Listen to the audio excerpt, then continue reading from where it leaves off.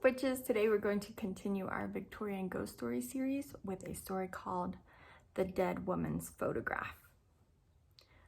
Virgil Hoyt is a photographer's assistant up at St. Paul and a man of a good deal of taste. He has been in search of the picturesque all over the West and hundreds of miles to the north in Canada, and can speak 3 or 4 Indian dialects and put a canoe through the rapids. That is to say, he is a man of an adventurous sort and no dreamer. He can fight well and shoot well and swim well enough to put up a winning race with the Indian boys, and he can sit all day in the saddle and not dream about it at night. Wherever he goes, he uses his camera. The world, Hoyt is in the habit of saying to those who sit with him while he smokes his pipe, was created in 6 days to be photographed. Man, and especially woman, was made for the same purpose. Clouds are not made to give moisture, nor trees to cast shade. They were created for the photographer. In short, Virgil Hoyt's view of the world is whimsical, and he doesn't like to be bothered with anything disagreeable. That is the reason he loathes and detests going to a house of mourning to photograph a corpse. The horribly bad taste of it offends him partly, and partly he is annoyed to have to shoulder, even for a few moments, a part of someone's burden of sorrow. He doesn't like sorrow, and would willingly canoe 500 miles up the cold Canadian rivers to get rid of it. Nevertheless, as assistant photographer, it is often his duty to do this very kind of thing. Not long ago, he was sent for by a rich Jewish family at St. Paul to photograph the mother who had just died. He was very much put out, but he went. He was taken to the front parlor, where the dead woman lay in her coffin. It was evident that there was some excitement in the household, and that a discussion was going on, but Hoyt wasn't concerned, and so he paid no attention to the matter. The daughter wanted the coffin turned on end, in order that the corpse might face the camera properly, but Hoyt said he could overcome the recumbent attitude and make it appear that the face was taken in the position it would naturally hold in life. And so they went out and left him alone with the dead. The face was a strong and positive one, such as may often be seen among Jewish matrons.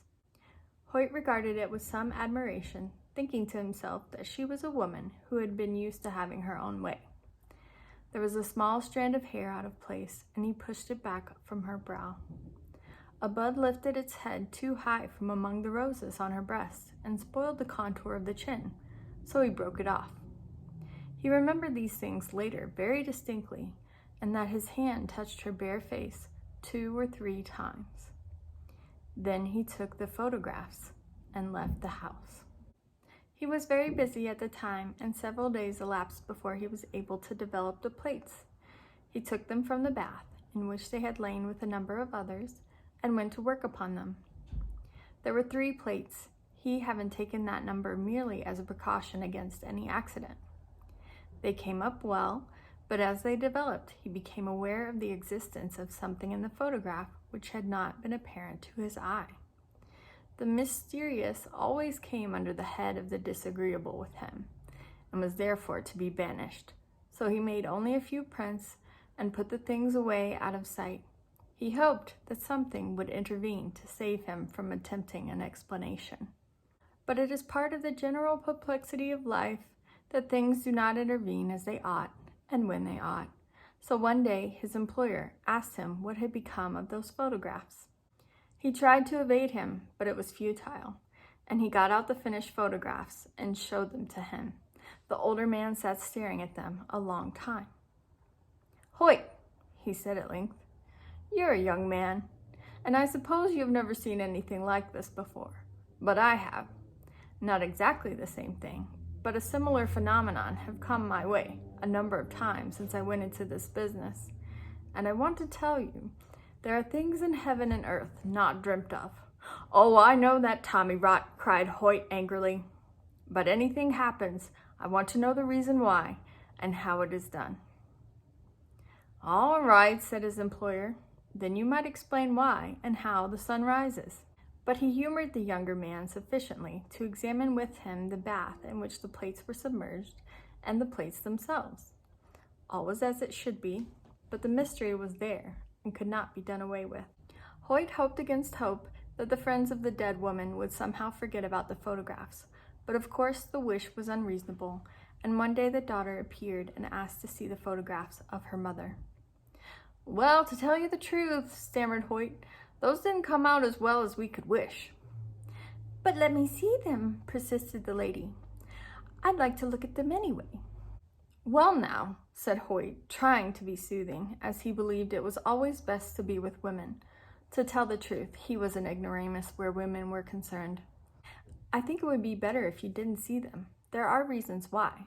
He ambled on like this, stupid man that he was, and of course the Jewess said she would see those pictures without any further delay. So poor Hoyt brought them out and placed them in her hand, and then ran for the water pitcher, and had to be at the bother of bathing her forehead to keep her from fainting. For what the lady saw was this: over face and flowers and the head of the coffin fell a thick veil, the edges of which touched the floor in some places. It covered the features so well that not a hint of them was visible. "There was nothing over Mother's face," cried the lady at length. "Not a thing," acquiesced Hoyt. "I know, because I had occasion to touch her face just before I took the picture. I put some of her hair back from her brow." "What does it mean, then?" asked the lady. "You know better than I. There is no explanation in science. Perhaps there is some in psychology." "Well," said the lady, stammering a little and coloring, "Mother was a good woman, but she always wanted her own way, and she always had it too." "Yes?" "And she would never have a picture taken. She didn't admire herself. She said no one should see a picture of hers." "So?" said Hoyt meditatively. "Well, she's kept her word, hasn't she?" The two stood looking at the picture for a time. Then Hoyt pointed to the open blaze in the grate. "Throw them in," he commanded. "Don't let your father see them. Don't keep them yourself. They wouldn't be a good thing to keep."